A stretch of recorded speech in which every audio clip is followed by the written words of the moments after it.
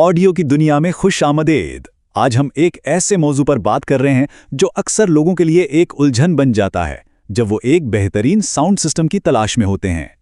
तो अगर नए स्पीकर्स खरीदते वक्त एक्टिव और पैसिव जैसी इस्तिलाहात सुनने में आई हैं और समझ नहीं आ रहा कि इनमें क्या फ़र्क है, तो फिक्र की कोई बात नहीं, आप अकेले नहीं हैं।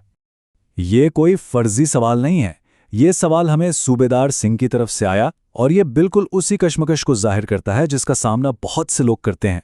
तो आइए इस गुत्थी को सुलझाते हैं। इस गुफ्तगू के आखिर तक सब कुछ आईने की तरह साफ हो जाएगा।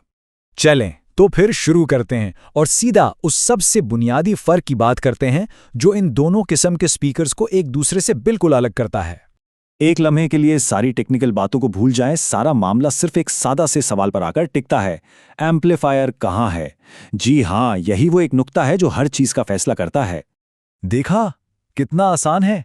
एक्टिव स्पीकर समझें एक ऑल इन वन पैकेज है, सब कुछ एक ही डब्बे में बंद।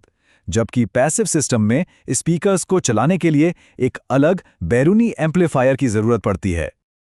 लेकिन बात सिर्फ इतनी सी नहीं है।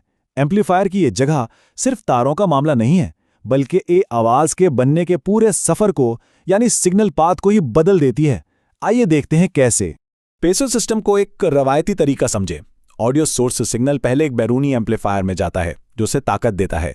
फिर यह ताकतवर सिग्नल इस स्पीकर में पहुंचता है, जहां एक अंदरूनी सर्किट जिसे क्रॉसओवर कहते हैं उसे ऊंची और नीची फ्रीक्वेंसीज में तकसीम करके आगे ड्राइवर्स को भेज देता है। अब जरा एक्टिव सिस्टम को देखें। यहां सारा खेल ही उलट है। सिग्नल स्पीकर के अंदर पहले ही क्रॉसओवर के जरिए तकसीम हो जाता है और उसके बाद हर फ्रीक्वेंसी को उसका अपना मखसूस एम्पलीफायर ताकत देता है। इसी वजह से बनाने वाली कंपनियां आवाज पर इतना जबरदस्त कंट्रोल रखती हैं, क्योंकि हर चीज को एक साथ मिलकर काम करने के लिए डिजाइन किया गया होता है। तो अब जब हम जान चुके हैं कि ये दोनों काम कैसे करते हैं, तो सबसे बड़ा सवाल ये पैदा होता है कि इंतखाब कैसे किया जाए। इसका जवाब उनके फायदे और नुकसानात को समझने में छुपा है। ये मिसाल इस फर्क को समझने के लिए बेहतरीन है। एक्टिव स्पीकर एक मुकम्मल पैकेज है। आप उसे खरीदते हैं और उसकी आवाज के साथ रहते हैं जो बनाने वाले ने ट्यून की है।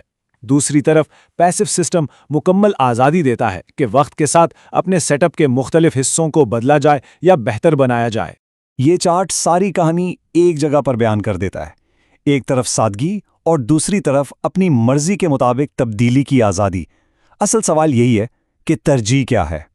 अगर तारों के जाल और मुख्तलिफ डिवाइसेस को आपस में जोड़ने के ख्याल से ही सर में दर्द होता है, तो एक्टिव स्पीकर्स बिल्कुल सही इंतखाब हैं। बस प्लग लगाएं, सोर्स जोड़ें और मौसीकी का लुत्फ उठाएं।